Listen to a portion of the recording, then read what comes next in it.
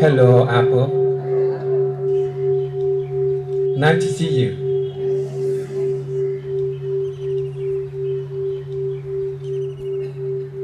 What is the color of the apple? Red, pink, a little bit green. Do you see the apple tree? Yes, apple flowers.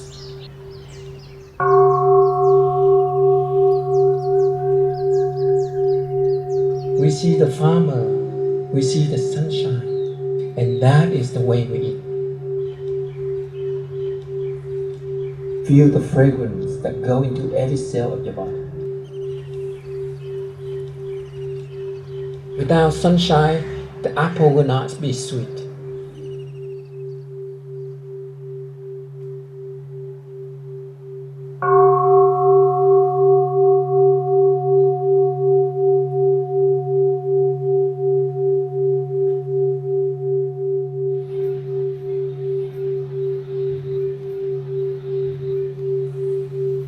Breathing in, I feel alive.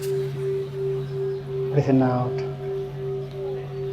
I smile and feel happy. I remember one day I saw a cartoon with the French philosopher René Descartes raising one finger and making a declaration before a horse. And Descartes said, I think, therefore I am. I think, therefore I am. And the horse asked him, you are what? Imagine what could he say? Are you your body? Or are you your feelings, your perceptions, or your consciousness? I believe that it would take a long time for Descartes to give a good answer.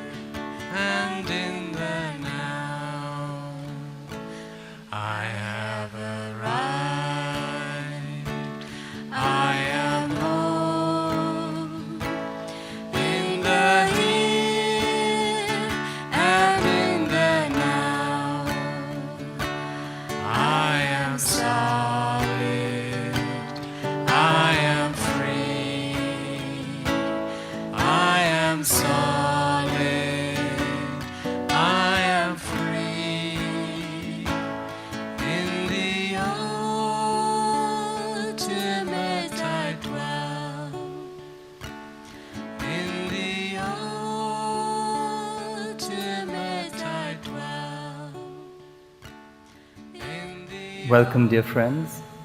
It's wonderful to have so many educators in this room, people who offer their wisdom and their teachings to the next generation of our country and the next generation of the world. And when I met Thich Nhat Hanh 20 years ago, I was a very angry peace activist. I was fighting for peace. I thought I was trying to make peace in the world, but I realized that actually I was part of the problem. And when I met Thich Nhat Hanh, he allowed me to really touch peace, to understand it and to realize it in a very real way. And what Thich Nhat Hanh did for me was gave me a stairway, in a way, a path to practice. I really hope I'd learned that as a child. When we met Thich Nhat Hanh a year ago in Thailand, he said his dream is to bring mindfulness into education. He will only give us the finger. But the moon we have to look at, and we shouldn't get caught in the finger.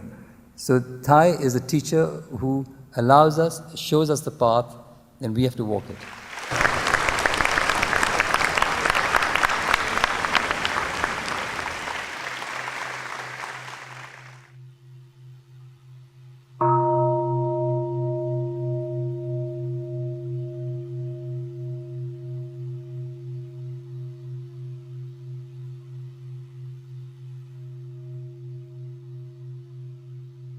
As I breathe in, I feel my in-breath. As I'm breathing out, I feel my out-breath. In, out.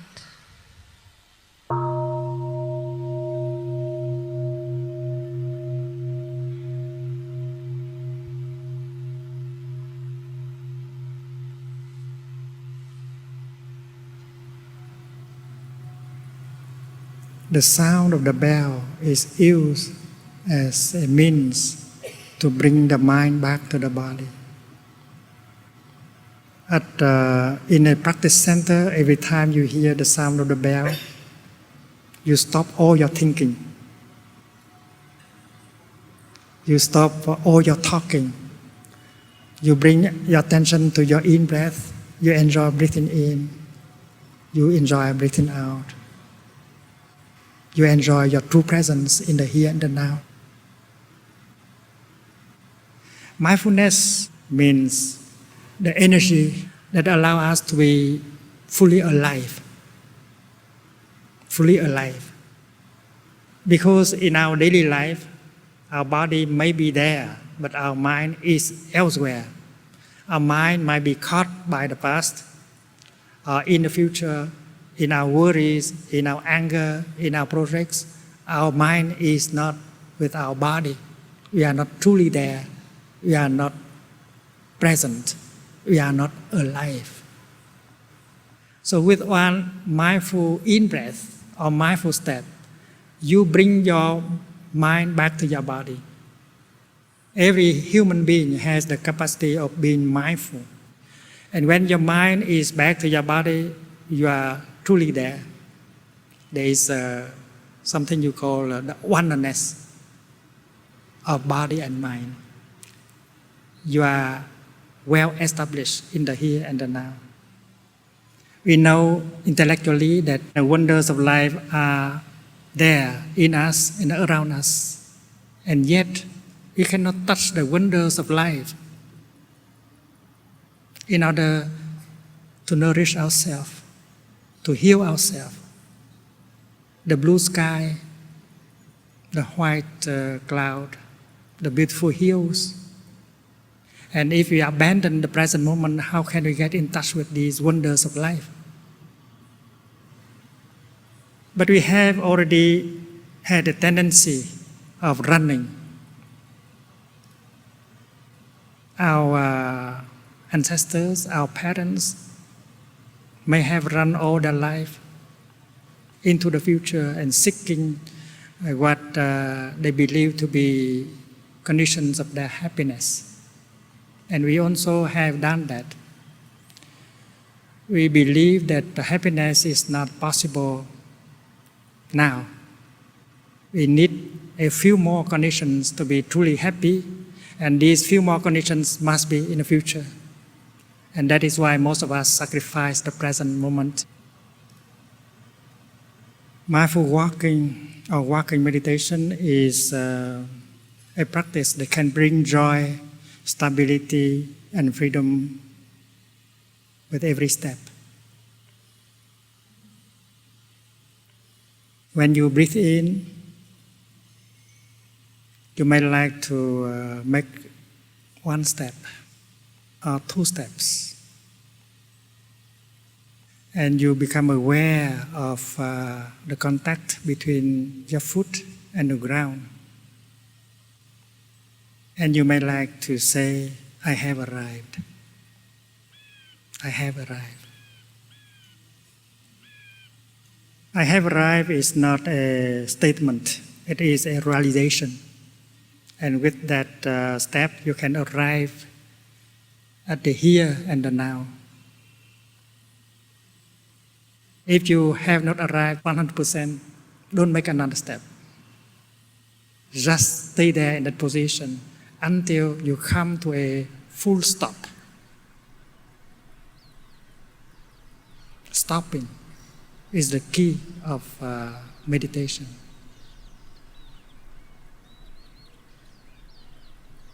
Imagine a person who is dying. Even if they are a very rich person, they are a very powerful person, but at that moment, if they want to stand up and make another step, it will not be possible. To be alive, to be healthy, and to be making steps on this beautiful planet is a real miracle. And if you succeeded in arriving, and then you smile, a smile of victory, and you make another step. I am home. I have arrived. I am home. My true home is in the here and the now.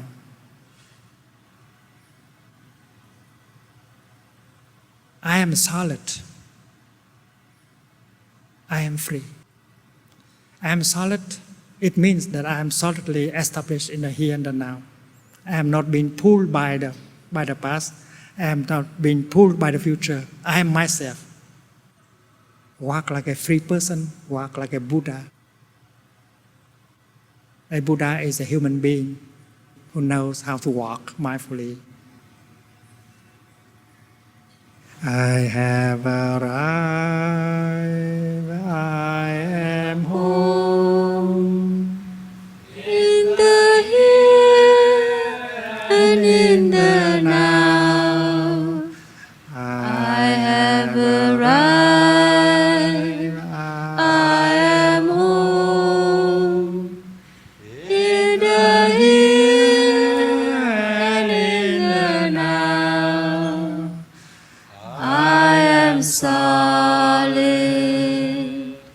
I am free. I am solid. I am free. In the autumn as I dwell. In the autumn as I dwell.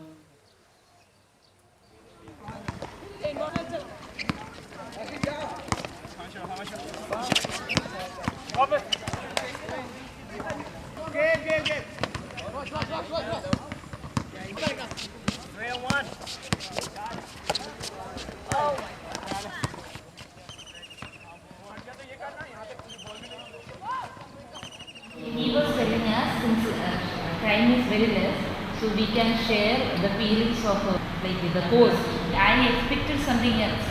To be honest with you, to say that I thought they will help us find how to guide the children, how to help the children to be a better teacher, and to help them to become good children.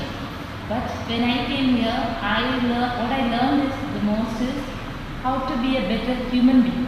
I don't think of how can I live in peace at this moment where I am.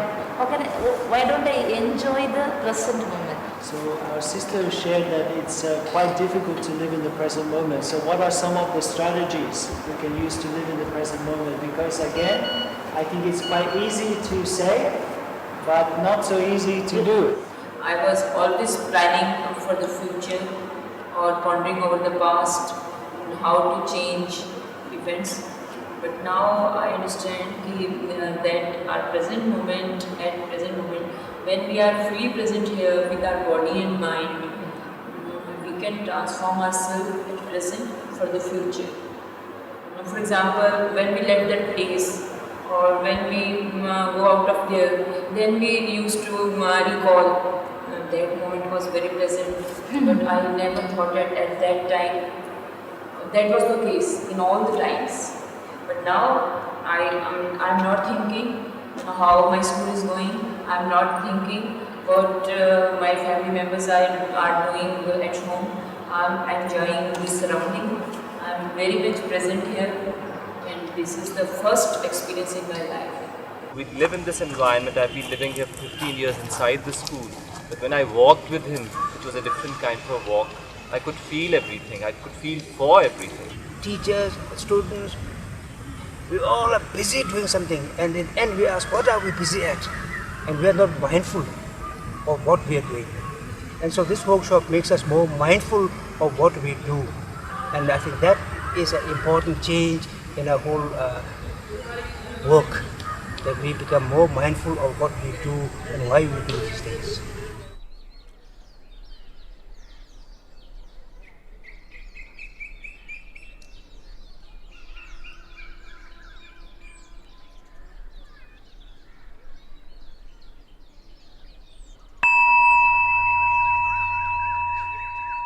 Stably seated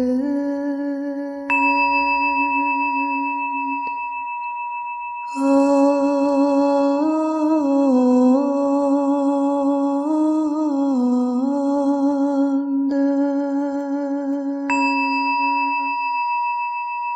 the Bodhi tree.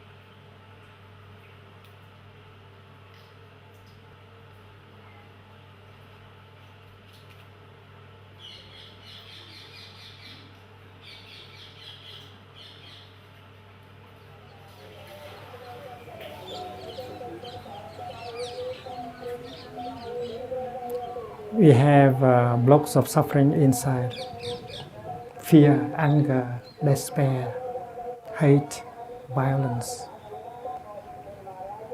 But we don't want to talk about it. We don't want to look at it. We don't want to listen to our own suffering.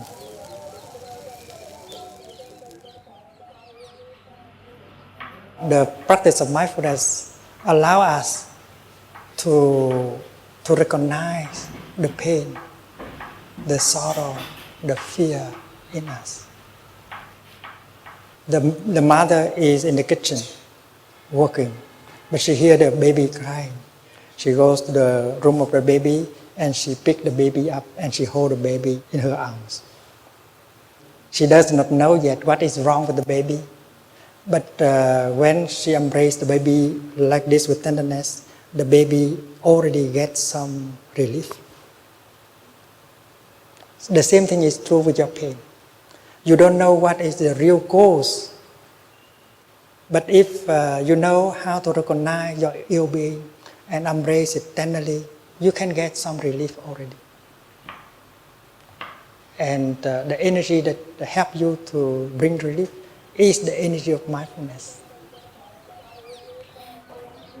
If you do not understand your own suffering, if you don't understand your own difficulties, you cannot make yourself happy. If you cannot love yourself, how can you love another person? So in the Buddhist teaching, it's very clear that self-understanding, self-love is the foundation for the love for another person. So as a secularist, I don't really get much out of religious teaching. I get a bit impatient with it.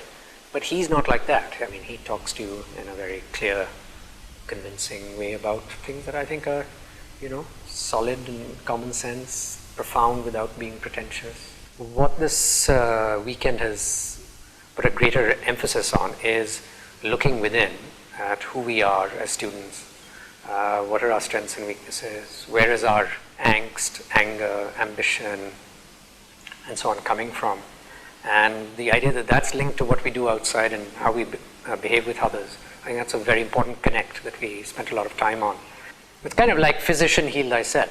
I mean, if you're not self-conscious about you and your immediate family and so on, if you don't take care of the inner you and the people around you, you can't really reach out and take care of other people. Looking back on it, I would have probably been more effective as a head if I had taken care of my own family issues. Boarding schools are pretty rough, tough, robust environments. So sometimes the caring quotient could be better, let's put it that way. And I think, sometimes things are done by example as well. If they see teachers who've changed in this respect, they'll cotton on to some of what's going on. And a lot of it is good common sense. But sometimes you have to be taught how to practice common sense. I always say personally that I don't have a very high common sense quotient. So I think this 3 or 4 days is reminding me that I have to cultivate some common sense in my life again.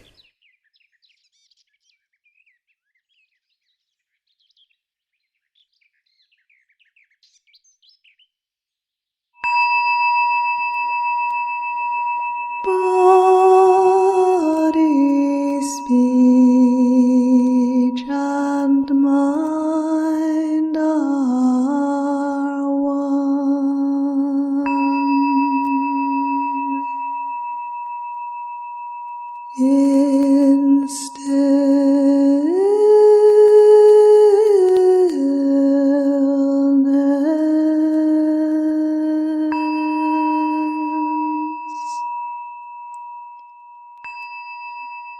You cannot be by yourself alone. You have to interbe with everything else, with everyone else.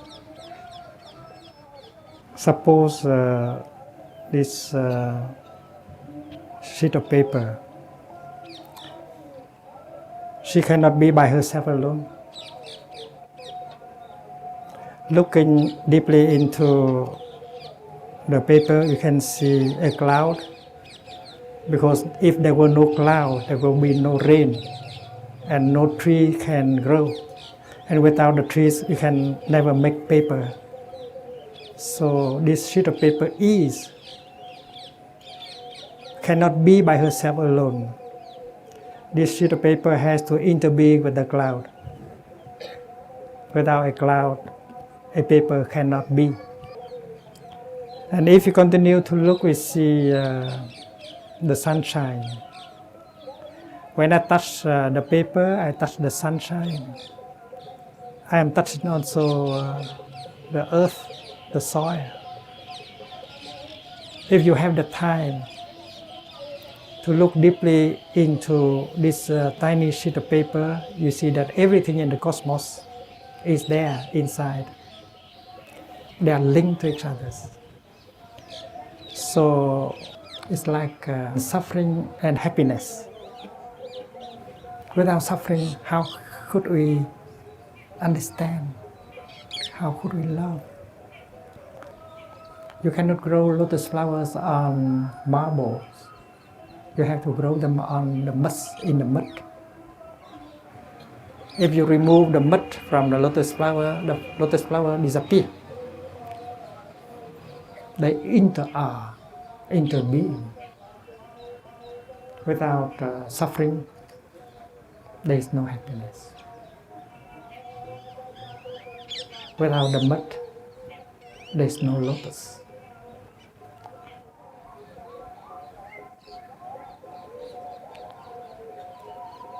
It is very important for us to go home to ourselves and look deeply at our suffering and listen deeply to our suffering.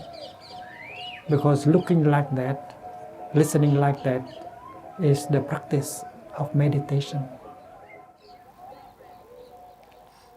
I vow to develop understanding in order to live peacefully with people, animals, plants and minerals, animals, plants and minerals.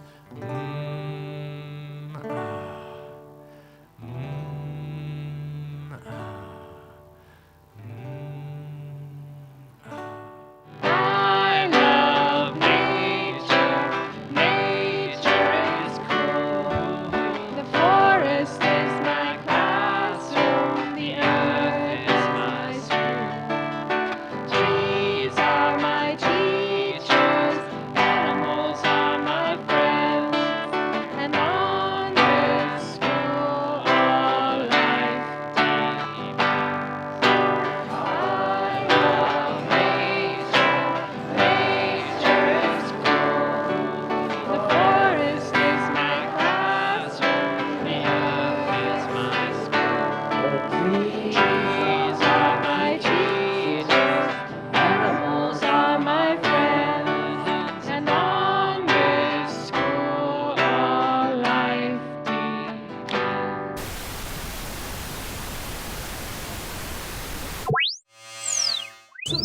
Trump offer. खरीदो higher power gift. सब बनो lucky.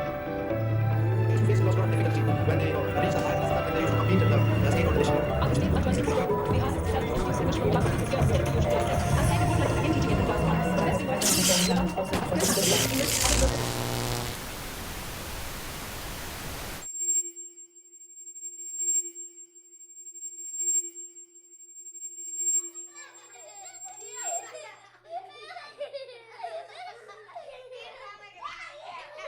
The pressure on young children at an earlier age to define themselves by what they look, and all the attention that is taken away from their heart and their mind is something that has filled me with great dread.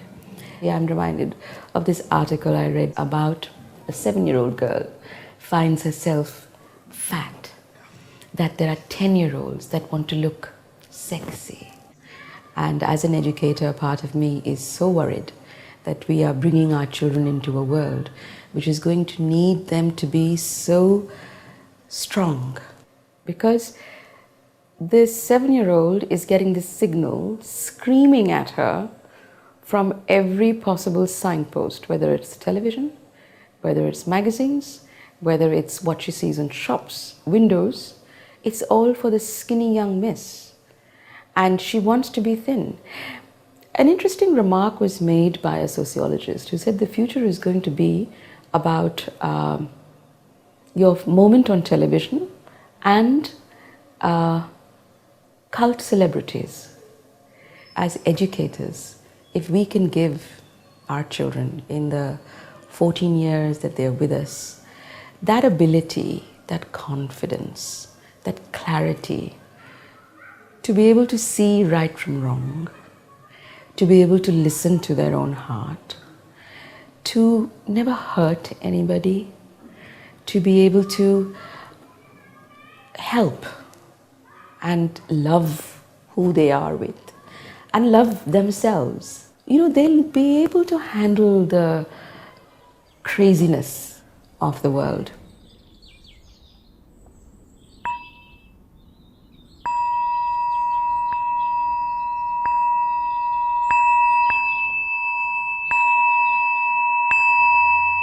There was a time when every one of us was a very tiny seed in the womb of our mother. एक समय ऐसा था जब हम सब एक छोटे से बीज थे हमारे मम्मियों के पेट के अंदर. There is a kind of cord that link you to your mother. It's called the umbilical cord. एक पाइप जैसा होता है जो आप दोनों को जोड़ता है. Umbilical cord कहते हैं. The umbilical cord is a link between you and your mother. Without that, your mother cannot feed you and help you to grow. और वो जो नाल है वो आपके और आपके मम्मी के बीच में एक रिश्ता है. अगर वो नहीं होता तो आपकी मम्मी आपको खाना नहीं खिला सकती थी पेट के अंदर. And that is why I propose that next time when you draw a baby yourself and your mother, you draw an umbilical cord. अगली बार जब आप ड्राइंग करो किसी बच्चे का अपना तो अपनी मम्मी से जुड़ा हुआ वो नाल भी ड्रॉ करना. And after that you draw another umbilical cord linking you to your father. फिर एक नाल बनाना जो आपको आपके पिताजी से जोड़े. Because that umbilical cord, although it's not visible, but it is there. हालांकि वो वाला नाल दिखता नहीं है लेकिन वो है. And after that you can draw other umbilical cord linking you to the tree, to the river, to the cloud. Because without the tree, you have no oxygen to breathe. Without the river, you have no water to drink. So you have an umbilical cord linking you to everything in the cosmos.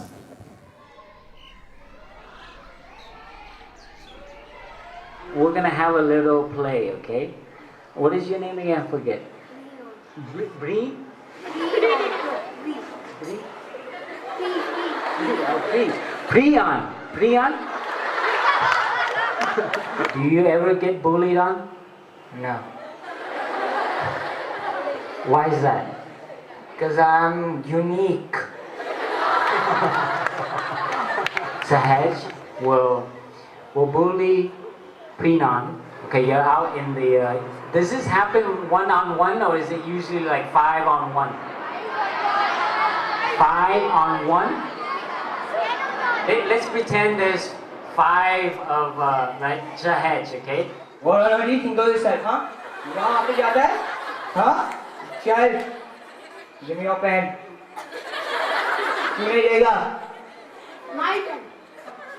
हाथ तू चाहता नहीं कि मैं तुझे छूंगा? You don't want me to touch you. Hey!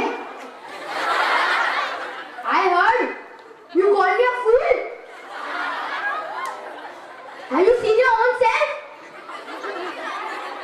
You're the person. I'm gonna complain to my mama. तू मामा को बोलेगा? तू मुझे जानता नहीं है? You don't know who I am. Who are you?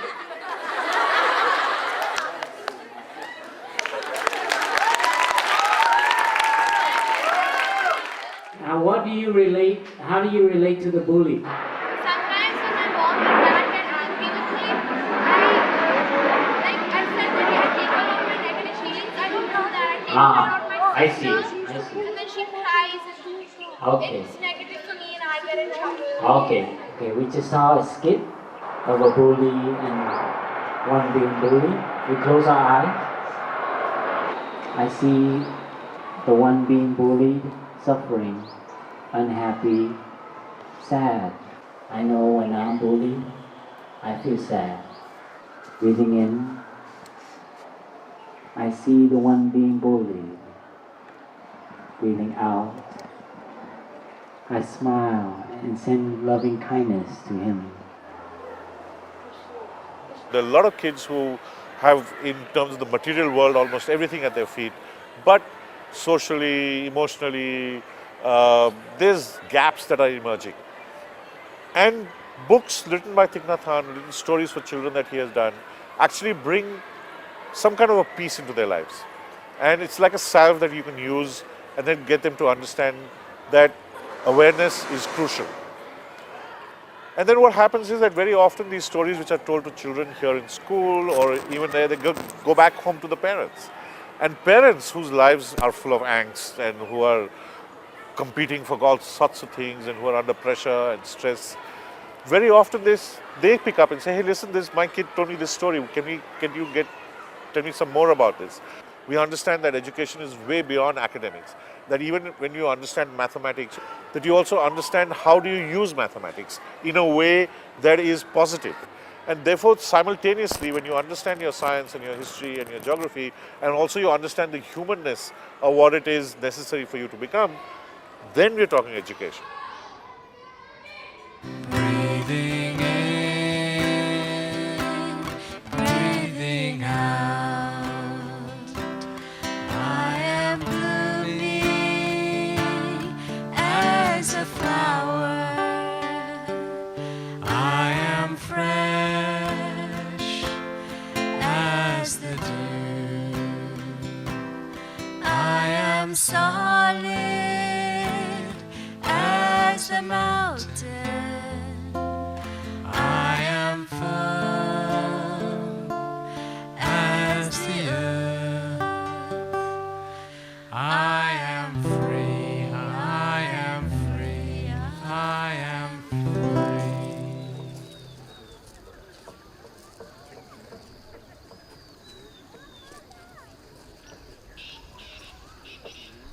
We have to believe in our Buddha nature. We have to believe that we have the seed of compassion, understanding, joy, and peace in us. And if we allow the beautiful seeds to be touched, to be watered every day, we become a happy person. And if we allow only the seed of craving, of anger, of hate, of discrimination to water, that we suffer more and more every day.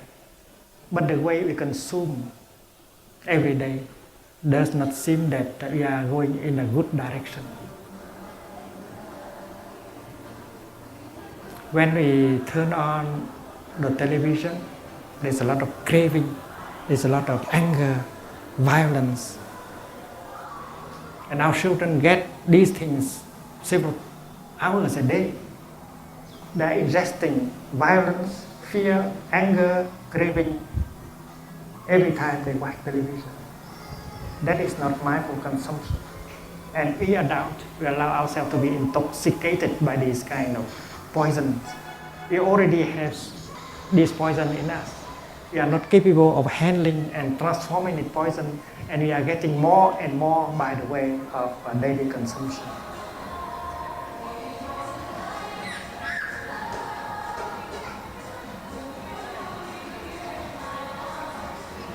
It's very important that we practice mindful consumption in order to stop consuming these things. Why do we have to listen to the news several times a day? Why do we have to read one newspaper after another?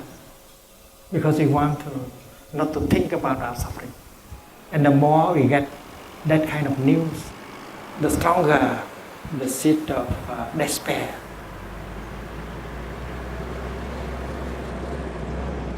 When I was invited by the Times of India as a guest editor on October the 2nd, I proposed the subject, is it possible that one day school teachers can teach their students how to handle a painful emotion like despair, anger, frustration, because the young people of our time suffer very much. And some of them have expressed their distress by becoming terrorists. There are terrorists who have died.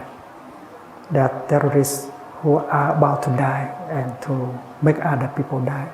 But there are a lot of terrorists in the making because they are getting the kind of informations that fit their anger, their despair, their violence.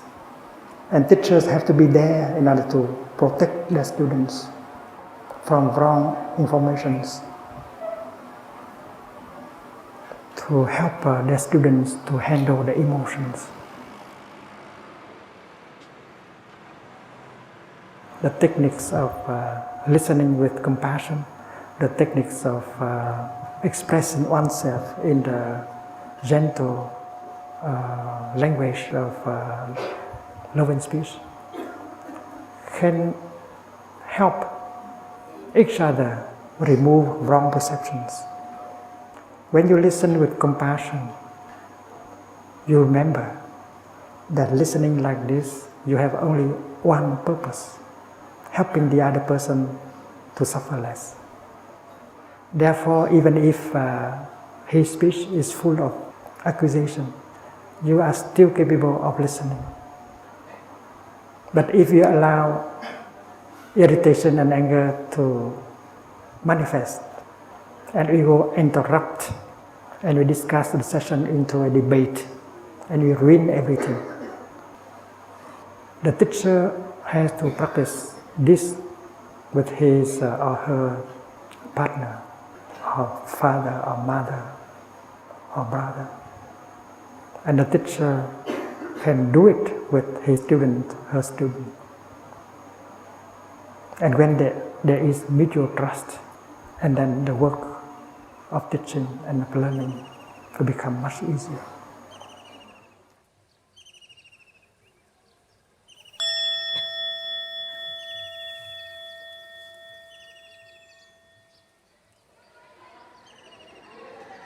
Children are very transparent. After listening to Thai and compassionate listening, I realized they really need to talk and we really need to be listening to them. So I just give them the little spark and then they go on and on and on and on and on. Learn about nature and breathe in, breathe out. Learn about when we feel sad, if we keep our hands here, then we feel better. I like the songs and then I just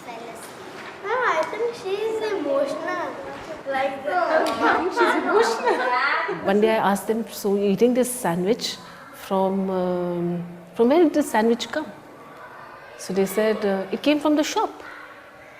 So I said, how did it come to the shop? By truck. So from where did the truck get it? From the factory. What happened about the factory? Nothing, blank.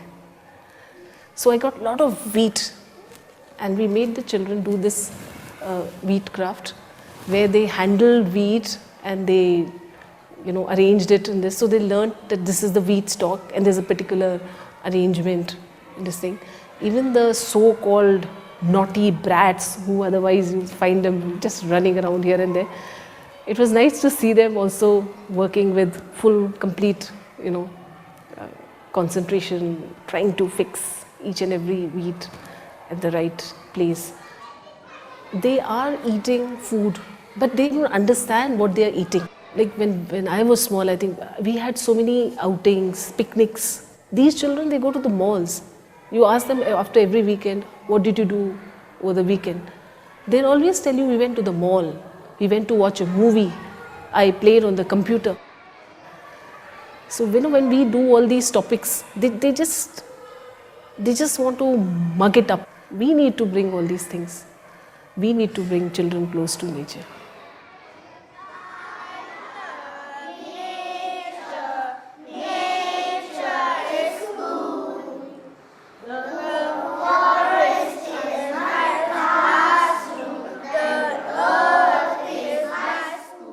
For them at the moment it means it's only a song, it's only actions. So now we need to tell them what these things actually mean. Nature is school, which means from nature you can learn so much. This is something which we'll have to take it up.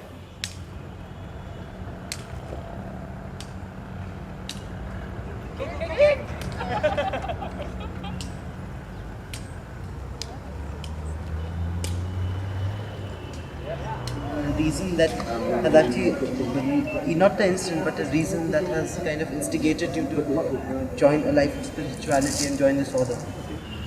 When I was a teenager, I was very lost. So I do many wild things. I didn't feel happy inside. So when I met the master and I met the Sangha, I felt they are doing something very nice, very meaningful.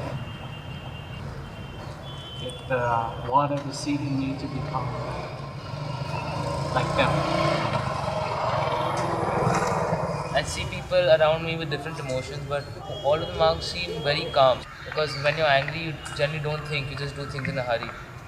So, do you feel it comes with the passage of time, or is it their special exercise to curb the anger? Our teachers tell us to follow our breathing when we get angry, or do slow walking. But for me, I don't follow my breathing so well when I'm angry. But the one thing that I can do is walking, slow walking. The slow walking helps me recognize my anger and make my anger calm down. From a distance, you see the monks and walk so slow and they're so calm. And we look like that. That's when they're angry. That's not true. No, not all. Just because we walk slow doesn't mean we're angry or frustrated. Here in school, you're caught up in so many things, you perhaps don't get time to reflect upon yourself. In fact, that night I was just thinking about myself, about the things I've done.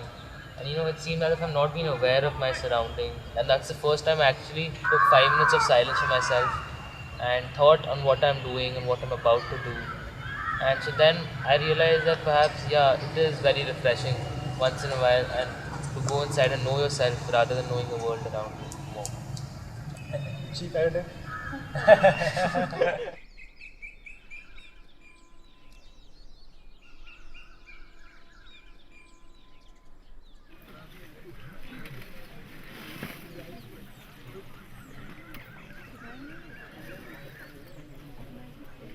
We can always do something in order to remove violence, to remove fear. And the Buddha gave very concrete answers. He talked about right thinking. produce a thought of forgiveness, produce a thought of understanding, produce a thought of compassion, and you offer healing and transformation to the world.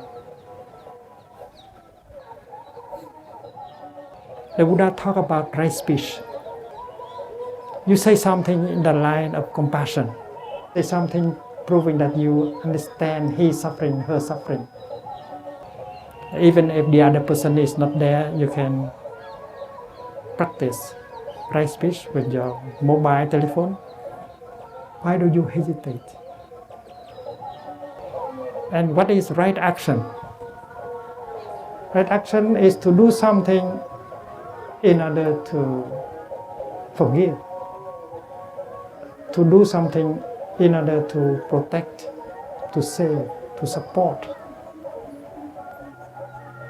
And you know that you can do that.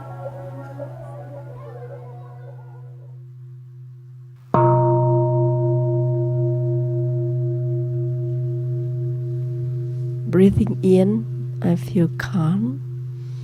Breathing out, I feel so great. So the fourth of touching of the earth, that I will send my good energy to the child in me. I am no longer this little self, humiliated, wounded child. I am the energy of God, of the Buddha, of all my ancestors. I send my good energy to you, my little child in me. You are no longer alone. I touch the earth.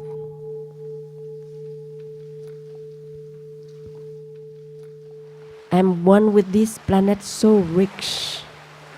I send my good energy to my son, who is still very confused. The energy of God, all the ancestors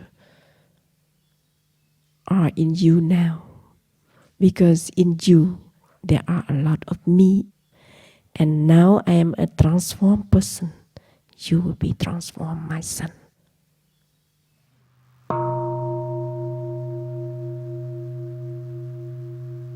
Now I send my good energy to the person who destroyed my life, so that tomorrow I can look at you with a peaceful heart, with a loving look, because I know that the young generation need our friendship, need our mutual acceptance.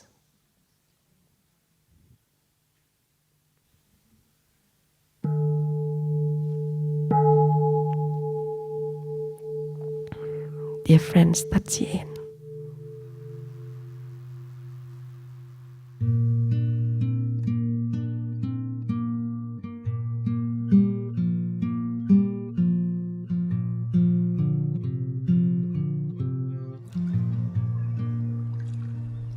We invoke your name, Avalokiteshvara. We aspire to learn your way of listening, in order to help relieve the suffering in the world.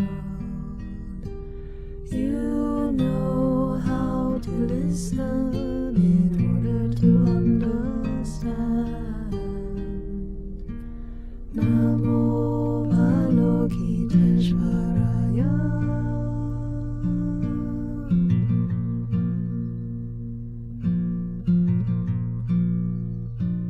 We invoke your name in order to practice listening with all our attention and open-heartedness. We will sit and listen without prejudice. We will sit and listen without judging or reacting. We will sit and listen in order to understand. We will sit and listen so attentively to hear what's being said and what's being left